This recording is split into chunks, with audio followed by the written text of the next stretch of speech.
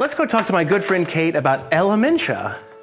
Hey, Kate. Hi, Brian. How's it going? Good. Well, can you talk to me a little bit about Elementia? I know it's a magazine, but I don't know much more than that. Sure. Elementia is Johnson County's teen literary magazine. We've been publishing since 2005. It's a unique magazine because it's made not only for teens, but by teens. So these are all, when you open the pages of Elementia, it's all teen poetry, writing, and art. It's also entirely edited and designed by teens, and it's printed and distributed by the library. That is amazing. How does the foundation factor into this? What kind of support do you get from the foundation? The foundation applies for grants on our behalf to support authors and artists that come and speak and offer workshops for students. They also accept donations on our behalf that support the printing of Elementia and our reception that we host once a year. Oh, that is so exciting.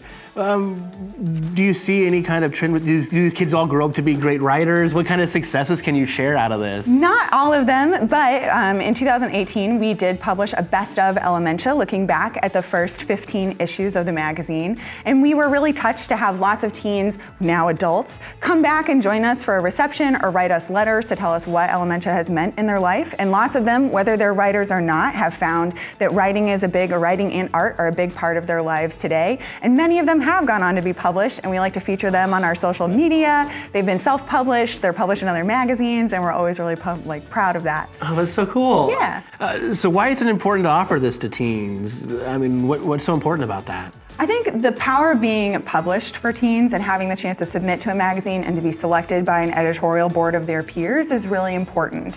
The library can bear witness to the stories of teens and help spread those stories elsewhere. And so a lot of the writers and artists that we publish in this magazine that I've talked to talk about what it means to be seen by their community and the people that they get to connect with because of it. One of my favorite moments at every reception is at the very end. We've had people reading, we've had art up in the galleries, and then at the end we all mix and mingle and people get to meet each other. And there's always people who like, oh, I read that piece, it's so good, that was amazing, your performance was so fantastic.